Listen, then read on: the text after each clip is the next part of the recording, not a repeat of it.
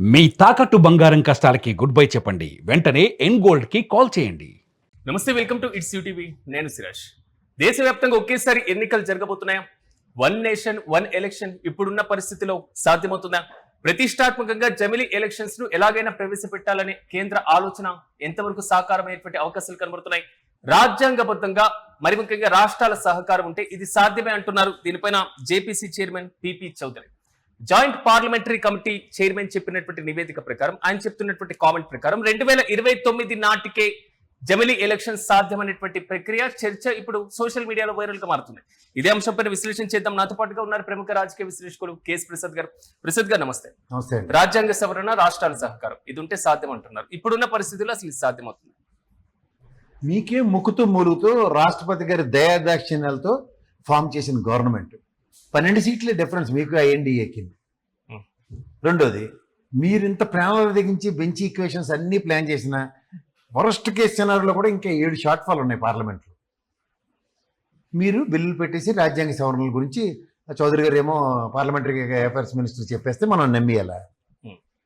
ఏమన్నా తలతోక ఉంది అసలుకి? ఓ పక్క జనగణన జరగలే, ఓ పక్క పెద్ద ఆయన రామ్నాథ్ కోవింద్ గారు ఆయన ఇచ్చిన నివేదిక ప్రకారం 22 రాష్ట్రాలు మీరు ఎత్తుకున్నాయి కాబట్టి ఆయన ఇచ్చిన ప్రపోజల్ ప్రకారం 2034కి మీకేంటి ఏదాగట్లేదు? మీకు మీ ముఖానికి ఏదైనా 2014 తర్వాత జరిగిన 2019 ఎలక్షన్లో ఉన్న బీజేపీ మూమెంటం అనుకుంటున్నారా? అసలు సీనే లేదు మీకు అసలు. రెండోది, జమిలీ. దేనికి మీకు జమిలీ?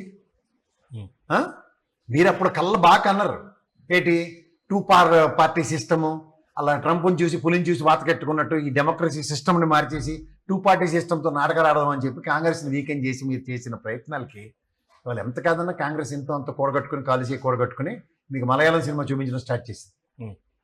రెండోది, డీలిమిటేషన్ ప్రాస్పెక్టివ్లో నేను మొన్నటి నుంచి చెప్తున్నాను మీకు, ఈ రోజు ఉన్న సర్కమ్స్టాన్సెస్లో ఆల్రెడీ ఎస్ఐఆర్ నివేదికల ప్రకారం తెలంగాణలో కానీ 19.7 కోట్లు దేశవ్యాప్తంగా ఓట్లు పోయిన తర్వాత ఎలక్షన్ కమిషన్ గుడ్డుగుర్రం ఫలితం అవుతుంది. ఆయన కూర్చోబెట్టండి ఒకసారి, ఫస్ట్ తీసుకొచ్చి ఎన్ని పార్లమెంట్ సెగ్మెంట్స్ ఉన్నాయి, ఎన్ని ఇంక్రీజ్ అవుతాయో అగ్రిగేటింగ్ తీయండి ఫస్ట్, అది చేయండి ఫస్ట్, టాప్ ప్రయారిటీ.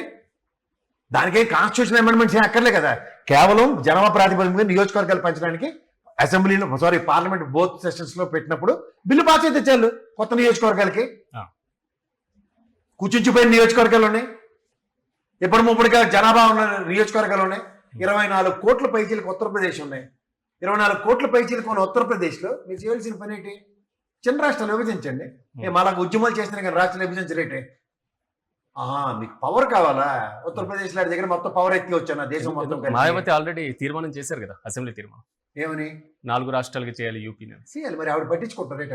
ఆవిడకి సిబిఐ ఈడీని ఇచ్చారు ఆడుకోమని. ఈ పనికొచ్చిన పని ఏమైనా చేస్తే ఆ పేరు బీజేపీ కాదు, గుర్తుంచుకోండి. పనికొచ్చిన పని ఏమైనా ఉంటే చేసేవాడైతే బీజేపీ వాడు కాదు.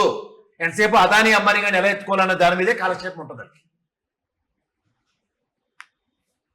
సార్, నిరంతర ఎలక్షన్స్ లో అనవసరమైనటువంటి ఖర్చు కాబట్టి ఇదే జమిలీ ఎలక్షన్స్ అండి. ఎలక్షన్ కమిషన్ ఇచ్చిన నిబంధనలు ఎవడు పాటిస్తున్నాడు? ఎప్పుడు మట్టుగాడు చెప్తుండే 50 కోట్ల పైచీలకి నాటకాలు ఆడుతున్నారా? వ్యవస్థలతో మేనేజ్ చేయడం చేత కదా, వాళ్ళు కంట్రోల్ చేయడం చేత కదా. దీనికేమో మీరు జమిలీ ఎలక్షన్లు పెట్టి వంక ఏంటి దేశం ఖర్చు చెప్తారా? మీకు ఏమైనా గ్యారంటీలు ఉన్నాయా? స్టేట్లో తమ్మింగ్ మెజారిటీతో బీజేపీ గెలుస్తుంది, కాంగ్రెస్ గెలుస్తుంది, లేదా రీజనల్ పార్టీలు గెలుస్తాయని ఏమైనా మీకు రూల్ ఏమైనా ఫామ్ చేసుకున్నారా?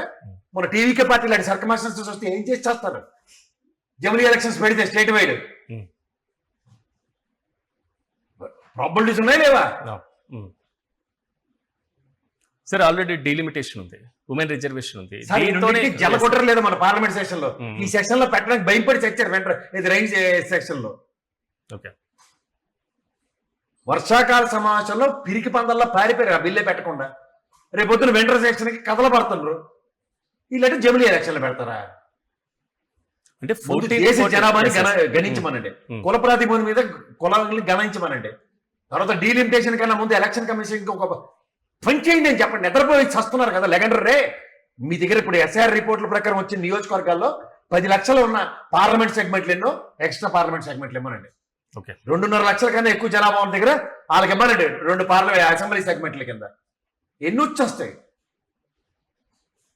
సార్ 2014లో బీజేపీ మెజార్టీ చూశారు, 2019లో మెజార్టీ చూశారు, 24లో ఇలా సంకీర్ణ ప్రభుత్వం. కానీ సంకీర్ణ గవర్నమెంట్ వచ్చిన తర్వాత ఎందుకు ఇంత రాజ్యాంగబద్ధమైన సాహసోపేతమైన సవరణ బిల్లుల కోసం ఆలోచన? ఊరుకోండి సార్, వాళ్ళకి పని పాటు ఉండదు అక్కడ.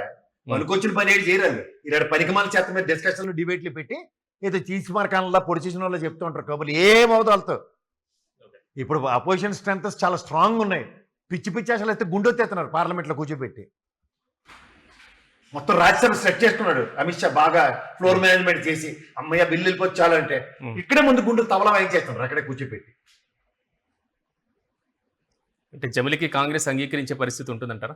కాంగ్రెసే 4 సార్లు ప్రపోజల్స్ పెట్టింది సార్. వాళ్ళు ఎంతకన్నా తీసి మార్కాలు ఉండేవారు అప్పుడు. ఇందిరాగాంధీ ఆయన నుంచి నాకు తెలుసు సార్, అప్పటి నుంచి ప్రపోజల్స్ ఉన్నాయి జమిలీకి. ఇవి జరిగేవి కాదు సార్. ఫస్ట్ థింగ్ ఏంటంటే మీరు ఎంత చెప్పినా ఒక ఏదో చూడండి ఒక మొమెంటరీ సిచ్యువేషన్స్ క్లియర్అప్ చేసుకుని అప్పటికప్పుడు ఏదో తాత్కాలిక ఉపశమనంలో కంటి తురుపు చర్యల్లో మాడితే కానీ ఈ ఫెడరల్ సిస్టంలో రాష్ట్ర హక్కుల్ని హరించడానికి తీసుకునే దిక్కుమాల నిర్ణయాలు. అంటే ఇప్పుడు జేపీసీ చైర్మన్ పిపి చౌదరి గారు చేసినటువంటి స్టేట్మెంట్లో ఈ కమిటీలో ప్రియాంక గాంధీ గారు ఉన్నారు. సో ఆమె కాంగ్రెస్ నాయకురాలు. సో ఇలాంటి పరిస్థితుల్లో ఈ బిల్లుకు కాంగ్రెస్ సపోర్ట్ లేదంటారా? సార్ ఇక్కడ సపోర్ట్ అన్నది క్రైటీరియా కాదండి. దానికి ఉన్న పెర్మిటేషన్స్ కాంబినేషన్స్ ఆలోచించండి. అందరికీ కావాలి. 4 సార్లు ఇది కాంగ్రెస్ ఆయనలోనే వచ్చింది డిబేటబుల్ టాపిక్ కింద. అది ఇక్కడ పార్లమెంట్ హౌస్ లో అప్పుడు బిల్లే లింగలింగం అని ఇద్దరే ఉండేవారు కదా పార్లమెంట్ లో. అంత ఉన్నప్పుడే ఎందుకు కాంగ్రెస్ వాళ్ళు కాలేదు? ప్రాక్టికల్ గా ఆలోచిద్దాం మనం. ఇప్పుడు కదా సార్ అరవడి మొదలైంది 2014 నుంచి బీజేపీ వాళ్ళు జాతర మొదలైంది తప్ప 2014 ముందు వీళ్ళకి అంత సీన్ ఉందా ఎవరికైనా? మా అయితే గుజరాత్ ఇంకో 2-3 రాజస్థాన్ ఇది 2-3 స్టేట్లు ఏడిచేవారు. అంతకన్నా అంత సీన్ ఉండేది కదా వీళ్ళకి. అలాంటప్పుడే కాంగ్రెస్ వీటో పవర్స్ తీసుకుని డెసిషన్స్ తీసుకోలే. ఇప్పుడు 22 ఉన్నాయి కాబట్టి డెసిషన్ తీసుకోవచ్చు అనుకుంటే భ్రమాదే. కానీ రేపు వచ్చే ఏడాది 5 రాష్ట్రాలకు పైగా ఎలక్షన్స్ జరగబోతున్నాయి. 2028లో తెలంగాణ ఎలక్షన్స్ జరగబోతున్నాయి, యూపీ, పంజాబ్ ఎక్సెట్రా.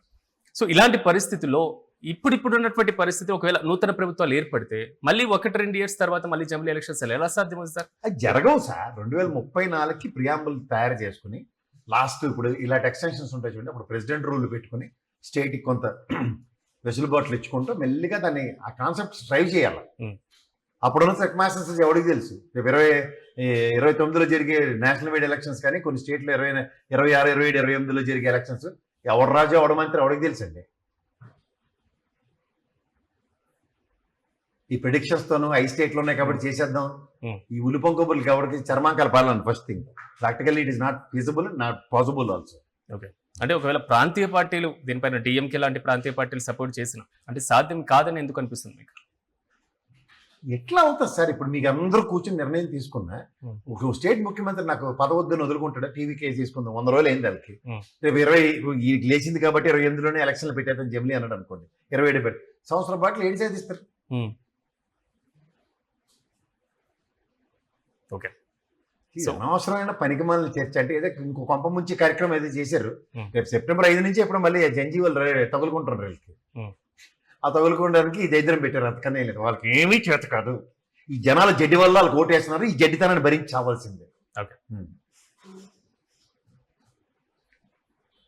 అంటే మోడీ హవా తగ్గింది కాబట్టి ఏమి చేత కాదని మీరు అనుకుంటున్నారా? అంటే ఆ హవా ఉన్నప్పుడు ఏం చేయలేనప్పుడు, హవా తగ్గిపోయినప్పుడు ఇంకేటి చేస్తారని అనుకున్న కోణంలో చూడండి. 2 రోజులు ప్రాంప్టర్లను ఎదుర్కొంటే ఇవన్నీ పెట్టకుండా మాట్లాడితే జమిలీ ఎలక్షన్స్, దేశ ఔన్నత్యం ఇలాంటివన్నీ మాట్లాడాడు అనుకోండి, అప్పుడు మాడదాం. అదే కొనసాగి హవా ఉంటే గాలి వేస్తుంది అనుకోండి, హవా అనుకుంటే అలాగే ఉంటుంది. ఫ్యాన్ ఆపేస్తే ఎక్కడి నుంచి వస్తుంది గాలి? అంటే ఇప్పుడున్న పరిస్థితిలో దక్షిణాది మీరు వదిలేయండి, సౌత్ రాష్ట్రాన్ని, కానీ ఉత్తరాదిలో ఓకే ఉత్తరాదిలో తగ్గిందంటారా? ఉత్తరాది రాష్ట్రాల్లో మోదీ హవా తగ్గిందని మీరు అనుకుంటున్నారు? హవా ఉడక్కాలండి, వాళ్ళ అధికారం కోసం హవా కావాలంటే వాళ్ళు నచ్చినట్టు according to their whims and fancies కాదు కదా. All states needs to be protected properly. That is a federal system fundamental కదా. స్టేట్ పవర్స్ రెడ్యూస్ అవుతాయి అవ్వవా? Right sir, thank you. So చూద్దాం, మొత్తం మీద మాత్రం జమిలీ ఎలక్షన్స్ దిశగా ప్రభుత్వం అడుగులు వేస్తుంది లేదు అనేటువంటి అనిశ్చితి కొనసాగుతున్న సందర్భంలో పిపి చౌదరి కామెంట్ మాత్రం కాంగ్రెస్ సపోర్ట్ ఉన్నా లేకపోయినా ఇప్పుడున్నటువంటి మళ్ళీ తెర మీద తీసుకొచ్చింది. ఓవైపు టీ లిమిటేషన్, మరోవైపు మహిళా రిజర్వేషన్ బిల్, ఇప్పుడు మధ్యలో జమిలీ ఎలక్షన్, 1 నేషన్ 1 ఎలక్షన్ అనేటువంటి చర్చ. చూద్దాం ఎన్డీఏ సర్కార్ దీనిపైన ఎలాంటి నిర్ణయం తీసుకోబోతున్నారు. మరిన్ని అప్డేట్స్ తో మళ్ళీ కలుద్దాం. చూస్తూనే ఉండండి, ఇట్స్ యూటీవీ.